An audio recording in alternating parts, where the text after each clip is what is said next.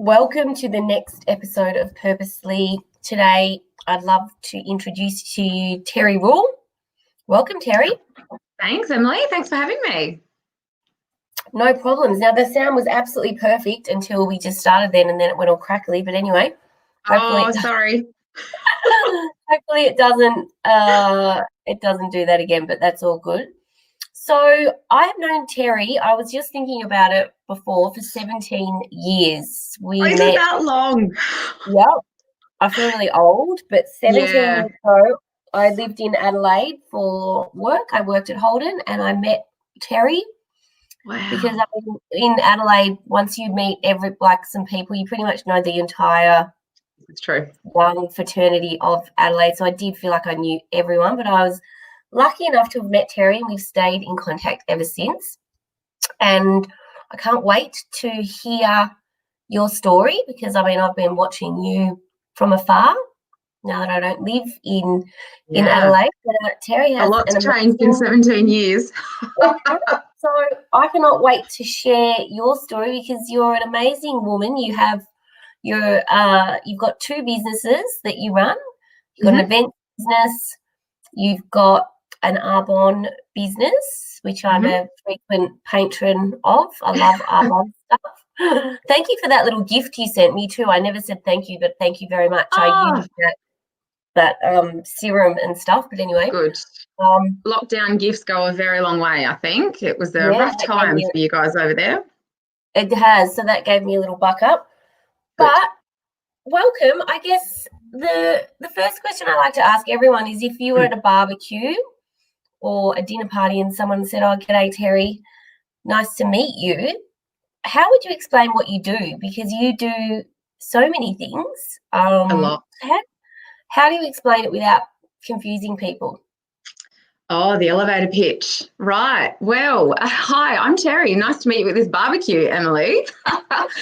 So I have two businesses. So I have an online health and wellness business, which you've just touched on, and I also have an event management and consulting business, 3 years and 4 years respectively, and have spent 20 years in hospitality, corporate sector, but the underlying, basis of all those roles were in, client services, customer service, and that higher end, administration support or pouring beers, which is, I think that was the time that we met, but that still comes with a huge element of, client support and customer satisfaction, which I think is, the underpinning of pretty much everything that I do. Absolutely. I have a child, which is a job in itself.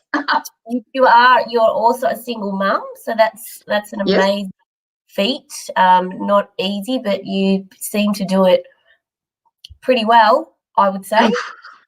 Some days. Yep. Some days we win and some days we learn. Is that the expression?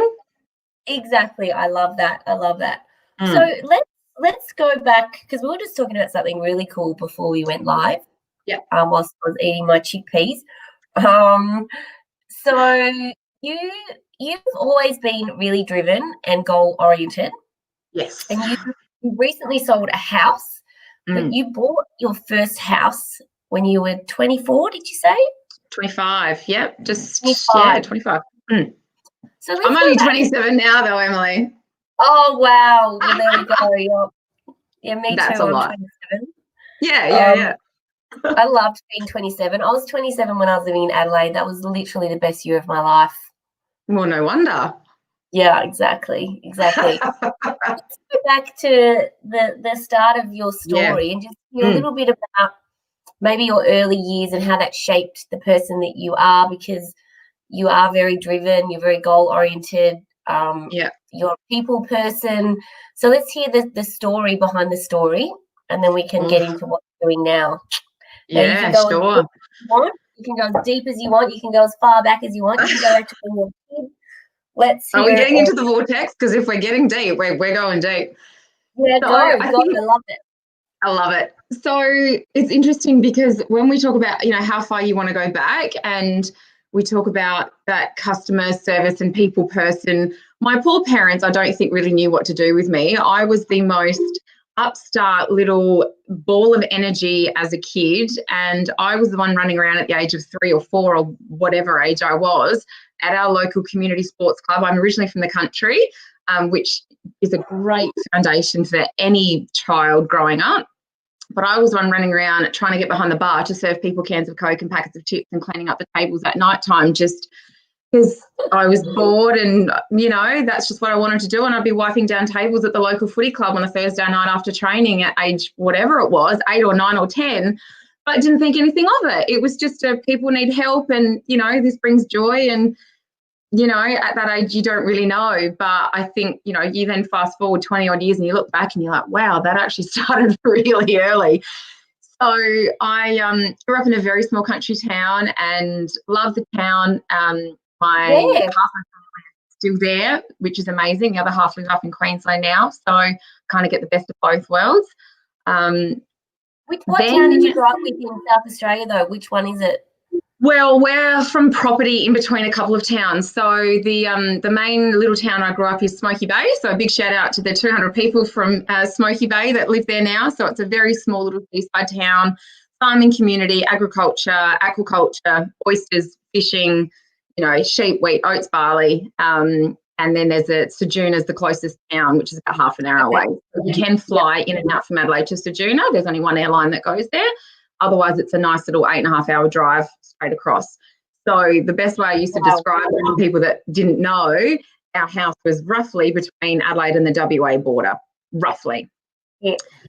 Yeah, but growing up there, we didn't know any different. We had the most pristine coastline. You grew up having to speak to people of all different ages. I think is something that our mutual friend, how we met, she's very much the same. You grow up in a small country town and you have to learn to communicate and get along with people age 2 to 100 because they're the only people that you can speak to.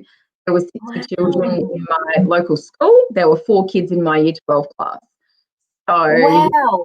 Yeah, which you don't know any different. You know, when you're there, it's normal. But when you're out of that community and all of a sudden you're thrown into going to Adelaide and going to university and you don't even know how to catch a bus, that very quickly strips back any, I guess, you know, small parts of your personality that you have to grow through and learn through, and you have to evolve. You have to evolve. So I moved away quite young. I finished high school quite young and started uni very young, and very quickly realised that uni wasn't for me.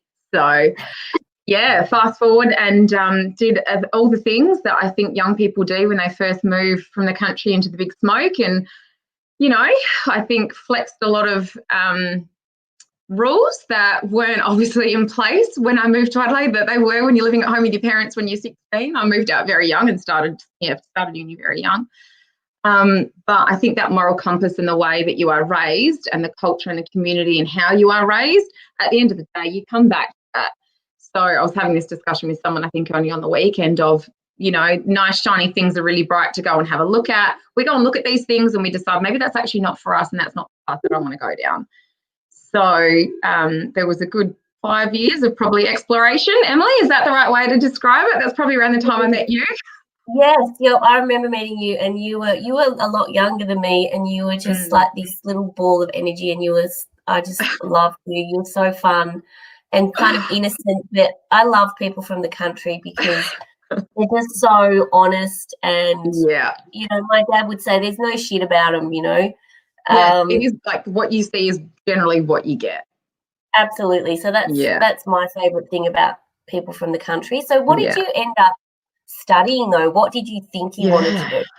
Yeah, well, kept coming back to that hospitality and service-based industry.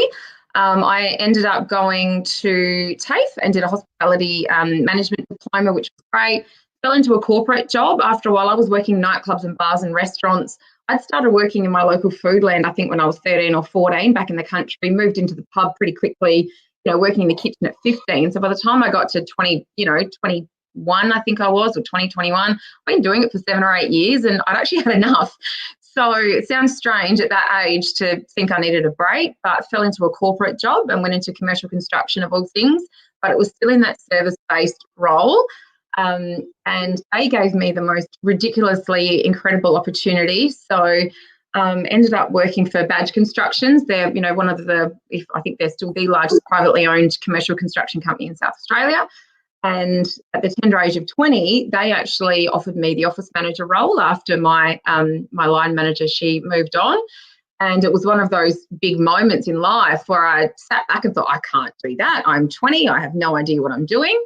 But they provided the support and the foundation and the training and the upskilling. And they said, Terri, we're here for you as long as you want to be here and you want to give it your all and do this job. So fell over a lot. Like made a lot of mistakes, learned a lot and grew quite quickly.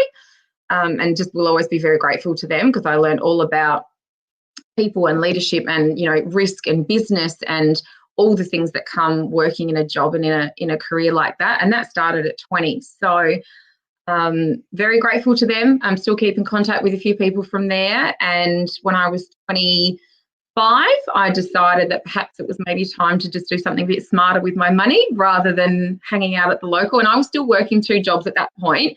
So I couldn't quite let go of hospitality. So I was still working in bars and restaurants on the weekends, on Friday and Saturday nights. I was working a corporate job Monday to Friday. So played hard, worked hard, and I do remember my boss at one point, he pulled me aside on a Monday morning. He said, Terri, you're pretty tired when you come in on Mondays. You need to perhaps just reevaluate what you want to do and where you want to go because I don't think you can do both of these jobs to the best of your ability. And that was one of those lessons. I had to take a step back and go, actually, I think you're right. So quit hospitality for a while. We'll get back to that. Quit that for a while and ended up buying this house where I'm sitting in right now. So at the tender age of 25, I bought my first property. Had no idea what I was doing at all. Had never done it before. And no family in Adelaide and just muddled my way through. And thank goodness I have an amazing best friend. She's like my sister and she's my village. So she helped me through that process. And yeah, here we are 9 years later. We've sold and onwards and upwards. So how did you save money as a 25-year-old to buy a house? Because I had someone on the other day, her name is Invest with Queenie. Her name's Queenie, and she talks about, she gives financial advice for young people, and she kind of makes it fun and cool. And she bought her first house when she was 23. Amazing. And I just feel like there's just so many young people now that are a lot more savvy than when I was that age. I mean, actually, no, I bought my first house when I was 26. Yep, not surprising. I didn't have that many friends who were doing that. And like you, I worked weekends and, like, I remember I didn't go on a holiday for a year. I didn't buy any new clothes, stopped going out. But how did you do it? Like, what was your strategy? I like your point there on the sacrifices that you had to make for the greater good. And one of my, favourite mottos is, are you prepared to give up the good for the great? So those nights out, those, the smashed avo on toast, as we all keep hearing about, the fancy clothes, the holidays, all those things, they're lovely and they're nice to have. They are absolutely nice to have. But being able to see that vision of what can this actually do for me in the future if I just say no to these things now for a season or a period of time. And for me, I'm very goal oriented, and I need, quote unquote, I need to know where I'm going and what I'm doing and the why. So really connecting yourself to that why, and that theory flows onto every aspect of life for all of us without whether we realize it or not. So for me, the why was I want to have roots. I want to save for a house. By that point at 25, I've been living in Adelaide by myself for 9 years, and I had been renting for 9 years. And being a very practical person, I'd asked my parents before I moved over, can you buy a house in Adelaide? Because I'm going to be there for a really long time. And, it just makes more sense rather than renting. This is me at 16, trying to give my parents, financial and investment advice. Yeah, don't need no experience, but I could see that this is a smart move, but they couldn't afford to do it at the time. And at 25, I just thought, you know what, I want to do this. And I went to a mortgage broker. I said, this is my current financial situation. I have a great job. I have a great career. I have all this money. but I want to be able to keep doing these fun things. And they were my boundaries. I want to buy a house, but I still want to be able to go to, back then it was Big Day Out. Emily, you remember Big Day Out? Yeah. That was my I'm not flexible on that. I still want to go to Big Day Out. I still want to go to, Bali or Europe. These are the things I want to be able to do. And these are the parameters in how I can achieve that. So just be really focused on your goal and what you actually want and what you're prepared to sacrifice, because at the end of the day, especially with social media, I think we're very easily influenced to want or need things, or want things that we don't necessarily need. In the words of Gary Vee, we're, buying shit we don't need to impress people we don't like. But why? In 20 years' time, is that stuff actually going to matter? Or is making these sacrifices now at 15, 20, 25, 30, making some of those sacrifices now so that you can live a great life in the future? That's probably more important for most of us. I love it. So true. So let's fast forward to now. So you've just sold your house. So where to from here? Like to the beach. You're going to buy another house? Yeah. So what are you doing? I want to know everything. You want to know everything. Well, it's an interesting situation because you touched on, I'm a single mother. My 3.5-year-old, he's a very energetic bundle of cuteness, but now I can't leave the state. So your question about, am I staying in Adelaide? Yes, I am, because there's no way now I could move into state. He loves his dad. His dad loves him immensely, and I would never want to take him away or take them away from each other. So I'll be staying here. I am in the sort of southwest suburbs of Adelaide at the moment. We'll be going closer to the beach.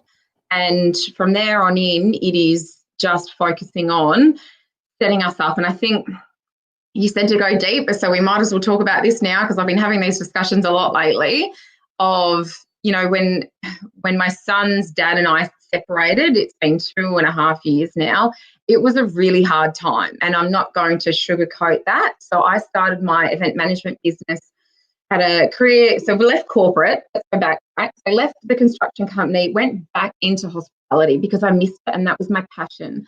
So after spending nearly 10 years in corporate, and I loved what I did and I enjoyed it, but there was something inside of me going, oh, is this really it? Is this what I'm going to be doing for the next 40 years, getting up at 7:30, going to work, leaving at 5, go to the gym, go home? Like, there's more, there has to be more to that. So I ended up going back to hospitality, took a massive pay cut, and we need to highlight that because money is not the be all and end all. If you've got that little burning desire inside of you saying there is more to life than whatever it is I'm currently doing, you need to listen to that voice. So it took a massive pay cut. Yeah, took a massive pay cut. And I know your theory is exactly the same. Maybe what we wanted is not what we now want. And that's okay. It's okay to pivot. It's okay to change. It's actually good for you. It's growth.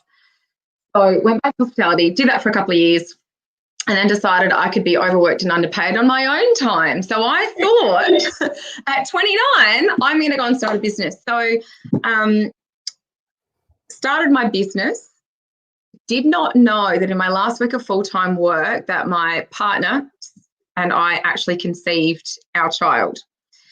So 2 weeks later, was sitting in this office trying to, get this business rolling, and was doing, stuff. I know I'm employable, right? So I quit, didn't really have enough to, financially supplement a full-time income, but knew I was employable. It was fine. I had faith. And I remember sitting there doing some work for a friend of mine. She works in this, 12 on the 12th story of, this big fancy building in the city. And I remember looking out over Adelaide, and it was a beautiful day. And my heart was pounding, and I looked down and I went, they're really big. And I thought about it for a bit. This is me with no job.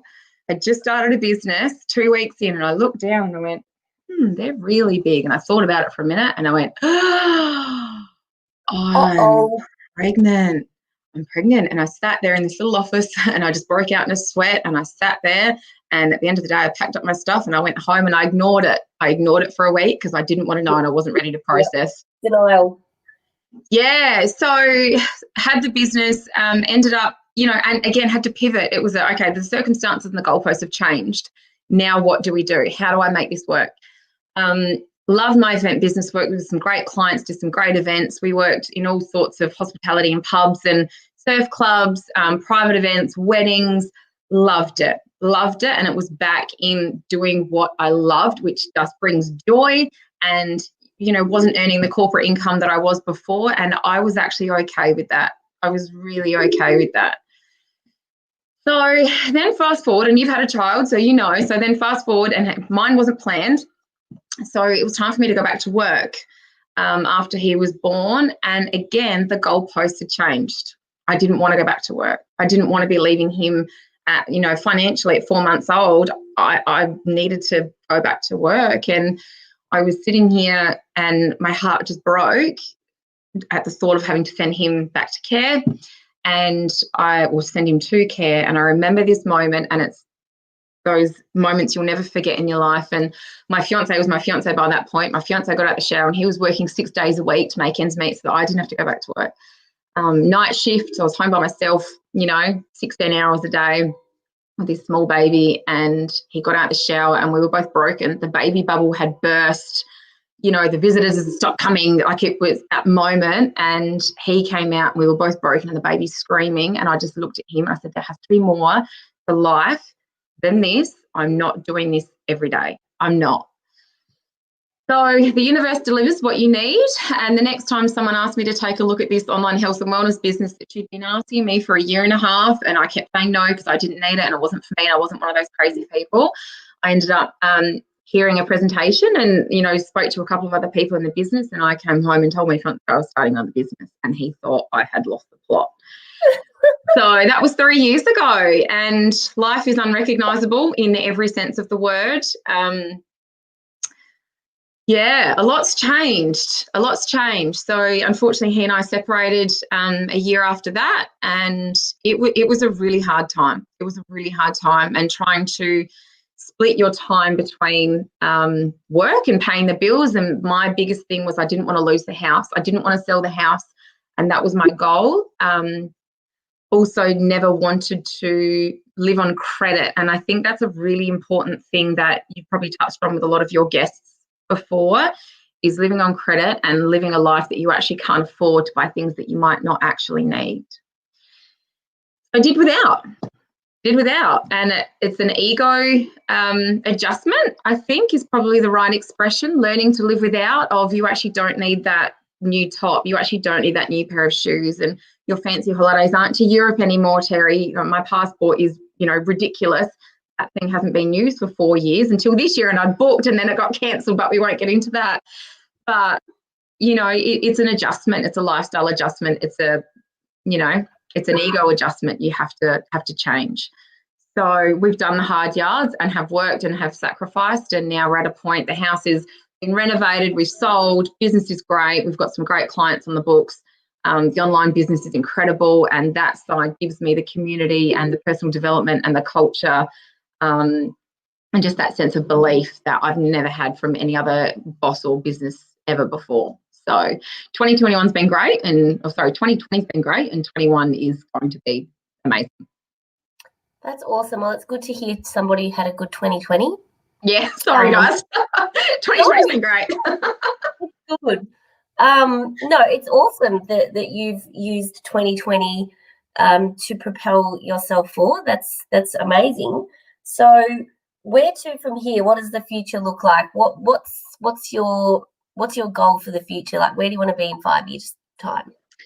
Oh, the $1 million question. So it's interesting. I saw your post this morning on socials about originally wanting to grow large, and you wanted a business of 100 staff, and you wanted to go big. And I know you, Emily, and that goal for you, I know that if that's what you wanted to do, then that is 100% achievable. That was my goal pre-family and pre, I guess, life. Very quickly came to the conclusion that money and that lifestyle, it's great for some people, but it's actually not necessarily for me. So I wanted this amazing event management business, and I wanted all of these things. But for me now, it's more about being of service to other people and spending time with my family, and also not being so overworked and overstressed that you really miss the little things in life. I've had the opportunity to go back into corporate and, you know, have many figures and do that. And old Terri would have jumped at it without even blinking. But I think with a bit of age and a bit of wisdom and a lot of personal development and just having the right people around you, I've realised that it's more about balance and just about making the most of the time that you've got with what you've got. So the events will keep rolling. I love it. It's my passion. I'll do it forever. The online business, we've got a plan in place, and that will give us the flexibility, and the lifestyle that I want. Because for me, I don't watch TV. I know that sounds ridiculous, but I work at night time. My son goes to bed, and for the last 2 years, 2.5 years, I've put him to sleep, and I work so that I can spend time with him during the day. So he'll be at school. You know how quickly it goes. He'll be at school in the next year or so, and then life will change again, I'm sure. But that's the goal now, is to just enjoy what we have, just be so grateful for what we have, and just be growth oriented at the moment instead of goal oriented. I love it. I love it. You're talking my language, and we've always connected. We've never really talked about businessy stuff, so this has been really interesting for me. I mean, I obviously follow you and your journey and your Arbonne, as I do you, online. So I love hearing your story, and you've just dropped so many little pearls of wisdom in there about balance and about priorities. And I think that what you've said resonated really deeply with me around the ego. Like, so many people want to be in business and they want to be an entrepreneur and they want to be successful for all of the wrong reasons. Yeah. But as you go through your business journey, you realize that the things you think are important are not actually going to make you happy. They actually make you unhappy. And it all starts from within and your mindset, but it also starts with giving rather than getting. Yeah. It's all about that, because getting stuff, it's kind of like that short-lived, short-term dopamine hit that you get a little dopamine hit from, but it's not long lasting. It's like an addiction. Yeah, absolutely. So what I love is hearing stories of young millennials who started businesses, and it's all about serving their community, and it's not about them. And that's, I think, the biggest lesson that everyone needs to learn, whether they're old or young, is it's actually not about you. It's about the people that you're serving. And you know, that's one of the things I try and teach my son, is giving is way better. It feels way better than getting. So great lessons in there. I absolutely love everything that you're saying. So how do you keep focused and sane, and like, what's your daily routine? You seem like a very disciplined person. Like, you know, I know that you I love that it looks like that. You do. You look like you're very disciplined. Like, you obviously focus on health and well-being because you've got the Arbonne business, and you know, part of their product range, which I've used many times, is their health and well-being product. There's the protein powders, there's the greens powders, there's, you know, the hydration. There's like so many cool things that they do that help you to stay fit and healthy. But how do you, as a single mum, juggling 2 businesses, a 3-year-old, how do you keep it all together? Like, what's your tips for people out there who are feeling overwhelmed? Your face. That's a big question. Yeah, okay. There's a lot in there. That's a big question. First of all, I don't have it all together. So can we just make that very clear? I don't have it all together. Second, I think on that is learning to let go. And every time I say that, I am compelled to sing Elsa, but I won't because I can't sing.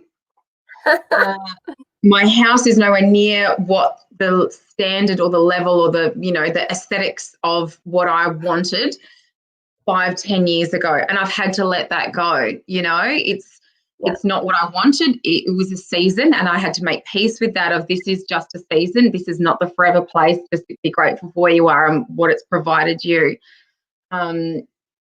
I have had to learn to ask for help. So I don't have any family in Adelaide, and I know that's normal for a lot of people, but for me, coming from a very small community, that was a real adjustment to not have any family here. I've got extended family, and I've got a village, and I will bang on about the village until the day I die, because it is the most important thing, because you are the makeup of the 5 people that you spend the most time with. And if those people aren't helping you grow, if they're not supportive, and if they're not shouting your name from the rooftops when you're not in the room, you need to get a better bloody village. I think in our 20s, we certainly put up with a lot of stuff from that village that you have at the time. You've got party friends, you've got acquaintances. I remember, like, I've done some bad things in my life. Like, I'll hand on my heart say that there's been a lot of things that I've done and things that I've said that I'm not proud of, but I know that I'll never do them again. And, you know, you can't have sometimes friends, or you can't have sometimes situations, and think that that's okay. You grow through that. So when you get to whatever age it is, you learn that that circle has to help you grow. And that's where I'm at. And I've had this circle for probably 5 or 6 years now, and they are phenomenal. On that, I then had to get in help around the house, because I can do anything. I know I can do anything. I'm a smart cookie. I can do anything. But there's only so many hours in the day, and mowing the lawns don't bring me joy. And it takes me 3 times as long as it does someone else. So I pay someone to do that. And that's one of the ways that I can, quote unquote, have it all. But again, that was an ego. My God, Emily, it took me probably 12 months to actually swallow my pride and pick up the phone and say, excuse me, can you please help me? But now I realize that that's actually okay. And when I've got friends that are in 2 minds about getting a cleaner, babes, get a cleaner, because when I can justify that at my end, I'll be getting a cleaner too, because A, it doesn't bring me joy, but B, I love having a clean house, and I work from home. So for me, that's just something that's in the 5-year plan. To answer your previous question, things like that, they feel so lush. To some people it's normal, but to others it feels so lush. But to have it all and to do the things that actually give you purpose, for you to bring joy into your life, there's other things you have to let go. So I actually had this conversation with someone last night of, you know, all the things that you're doing in your role, are they fulfilling your purpose? And do you have the option to maybe cut off some of these things and delegate them to someone else so that you can be living in your purpose? And his response straight away was actually yes, and that's already in motion. So I'm going to do away with that stuff so that I can be over here living in my purpose. Brilliant. So I think taking 10 steps back and just having a look at what actually sets your bloody soul on fire, and I can tell you that mowing those lawns don't, that had to go to somebody else. So sitting here playing trucks and toys with my son at breakfast time brings me joy, and that's how I have it all, by not having to get up and do that, 60-hour-a-week grind. That brings me joy. I have it all by not watching TV at night time. I work at night instead, That's amazing. I really love the whole thing around letting go, because we place so many expectations on ourselves to be perfect, and I think that women in particular are really good at this. We've got this kind of human condition that's, I think, embedded or meshed in our DNA, which is mother's guilt, and we do guilt so well. So, and also shame, guilt and shame, they're the 2 things that I find a lot of women. Your own shame and shame that you take on from others as well. I think it's a 2-lane thing. Exactly. Stay in your own lane. Stay in your own lane, but letting go of the shit that actually doesn't matter, and then prioritizing what is really important and what sets your soul on fire is great advice. I mean, you only get one life, so you've got to do live in your purpose. Right? Live in your purpose, because that, at the end of the day, is what will get you through life as a healthier, happier person. You get up in the morning and know that you're living in your purpose. You wake up and you jump out of bed and you want to go and get on with your day. But if you're hating your job, you're not happy in your relationship, or whatever the environment, whatever it is, you're not living in your purpose, and life will drag. And it's about joy, right? It's about joy, and however that joy is to you, then do that. I think on your point about staying in your own lane, I think it's 2 things. People, sometimes I think we go and do these jobs or do these careers, or we're buying this stuff because we feel like we need to do that, because we're trying to stay in what everyone else is doing, because we've been told that's what we need. Actually, all that stuff you can probably live without. Do you actually really need all that stuff? maybe not. Like, are there other things you could be doing with that time or with that money or with that energy or with that brain space that's actually bringing you joy and living in your purpose? So it's a growth.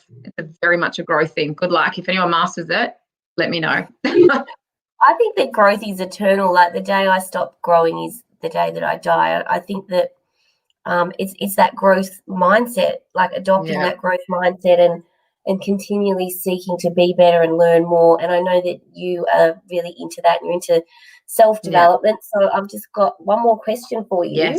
What is your favorite book that you've read recently around this kind of topic that you could recommend to the listeners? Something that's really helpful. You should see my Audible account. And there's so many. So I'm a big fan of Gabby Bernstein. So The Universe Has Your Back is a really good one of mine, and I play that a lot. I'm a bit of a fan of. I love her. Is she the one who she wrote the book, and she started a business during the last recession, and her dad said to her, "Why would you be starting this business when there's a global financial crisis on?" Is that the one? Oh, I don't remember that part. Possibly. She has a whole lot of books. She's got Spirit Junkie, The Universe Has Your Back, and the story, I think, of hers that sticks with me, that might be true, but the story of hers that sticks with me is the Choose Again method, and she comes from a childhood of addiction and her life just bringing her to her knees and then flipping that into choosing again. And she calls it the Choose Again method, right? We're all faced with circumstances and conflict in every second of our day, and conflict can be big or small. That's an Abraham Hicks expression, which is another favourite of mine. But you just choose again, right? My Nana Betty is the most positive, uplifting, beautiful human being you'll ever meet in your life. That's where I learned a life of service. She chose again without putting a label on it. She spent 50 years in the CWA. She, all the things, because she just chose to be happy. She just chose to see the positivity in people. So I think that's probably also why I connect with Gabby Bernstein a lot. She has a lot of books on paperback, Audible, all the things. She's amazing. I'm quite partial to an Abraham Hicks rampage in the morning just to get your day going. That's always the good one. Then I've been getting into Leadership by John C. Maxwell, I think it is. It's personal development and professional development. So it's just depends what you're feeling like on the day. Wow, we're reading all the same things. We're like living parallel lives. Love it. Because I love John Maxwell as well. I've listened to some Audible books of his, some interviews with him. Yeah. I mean, he's like a really old guy. Like, he's been he's old school. Mega old school. So wow, that's awesome. Terri, thank you so much for sharing your story, and it was amazing talking to you. I love it. And for having me. I'm really grateful for you to share your pearls of wisdom with our community. And if anyone wants to find you and learn more about your events business, or wants to find you on Facebook, where's the best place to find Terri Rule? We do Facebook, we do Instagram, and so it's at Terri_Rule on Instagram. Otherwise, add me on Facebook. It's Terri Rule. Pretty easy to find us.